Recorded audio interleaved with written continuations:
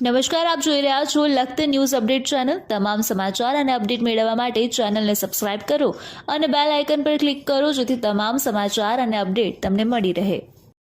લખતર ગામની ઐતિહાસિક શેરી વડવારી શેરી ચોકમાં અને પોલીસ પરેડ ગ્રાઉન્ડમાં આવેલ રફાળેશ્વર મહાદેવ મંદિર પાસે હોલિકા દહન કરવામાં આવ્યું।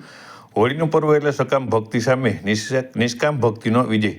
સનાતન ધર્મમાં દરેક પૂર્ણિમાનું ઘણું મહત્વ છે। ફાગણ મહિનાની પૂનમને હોળીના તહેવાર તરીકે મનાવવામાં આવે છે। નારદ પુરાણ અનુસાર ભાદ્રવા વિના પ્રદોષકાળમાં ફાલ્ગુન પૂર્ણિમાના દિવસે અગ્નિ પ્રગટાવો શ્રેષ્ઠ માનવામાં આવે છે। હોલિકા દહન સમયે પરિવારના તમામ સભ્યોએ પોતાના ઘરમાં ધાન્યની ક્યારે અછત ન થાય તે માટે શિયાળુ પાક, ઘઉં, જવ, લીલા ચણા સહિતના પાકને અગ્નિમાં હોમવા જોઈએ। શાસ્ત્રમાં વણિયા મુજબ હોલિકાની અગ્નિમાં ધાન્યનો હોમ કરવો અતિ શુભ માનવામાં આવે છે। શાસ્ત્રમાં વણિયા મુજબ હિરણ્યકશ્યપ નામના રાક્ષસના ઘરે નિષ્કામ ભક્તિ કરતા ભક્તા પ્રહલાદનો જન્મ થયો હતો। હિરણ્યકશ્યપ દ્વારા જે તહેવાર ભગવાન સાથે જોડાયેલા હોય તેવા તહેવાર ઉજવવાની તેના રાજ્યમાં ભગવાનનું નામ લેવાની મનાઈ ફરમાવવામાં આવી હતી।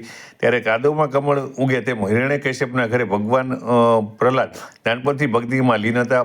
હિરણ્યકશ્યપ દ્વારા ભક્ત પ્રહલાદનું મૂર્તિ નિપજાવવા અનેક પ્રયત્ન કર્યા હતા, તેમાં તેને સફળતા મળી નહોતી। ત્યારે તેની બેન હોલિકાએ ભગવાન શિવની સકામ ભક્તિ કરી એવું વરદાન મેળવ્યું હતું કે અગ્નિ તેને બાળી શકે નહીં। આથી હોલિકાએ પોતાના ભાઈ હિરણ્યકશ્યપને જાણ કરી નિષ્કામ ભક્તિ કરતા પ્રહલાદને લઈ હોળીમાં બેસી ગઈ હતી અને હોળી પ્રગટાવવામાં આવી હતી, પરંતુ સકામ ભક્તિ સામે નિષ્કામ ભક્તિનો વિજય થયો હતો। ભક્ત પ્રહલાદનો આબાદ બચાવ થતાં ભગવાનની નિષ્કામ ભક્તિ કરનાર ભક્તોએ એકબીજા ઉપર રંગ ઉડાડી અમીછાટણા કરી અને તહેવારની ઉજવણી કરી હતી। શાસ્ત્રોમાં વણિયા મુજબ ત્યાંથી હોળી પ્રગટાવી તેની પૂજા કરી હોલિકામાં નવા ધાન્ય હોમી બીજા દિવસે રંગોનો તહેવાર એટલે ધૂળેટીના તહેવારની ઉજવણી કરવામાં આવે છે। ત્યારે લખતર ગામના ઐતિહાસિક એવા જે વડવારી શેરી તરીકે ઓળખાતી વિસ્તારની અંદર હોલિકા દહનનું આયોજન કરવામાં આવ્યું। ત્યારે મોટી સંખ્યાની અંદર લખતર ગામના શ્રદ્ધાળુ ભક્તજનો હોલિકાના દર્શન કરવા માટે પધાર્યા હતા। તે સાથે સાથે લખતર પોલીસ પરેડ ગ્રાઉન્ડમાં આવે રફાળેશ્વર મહાદેવ મંદિર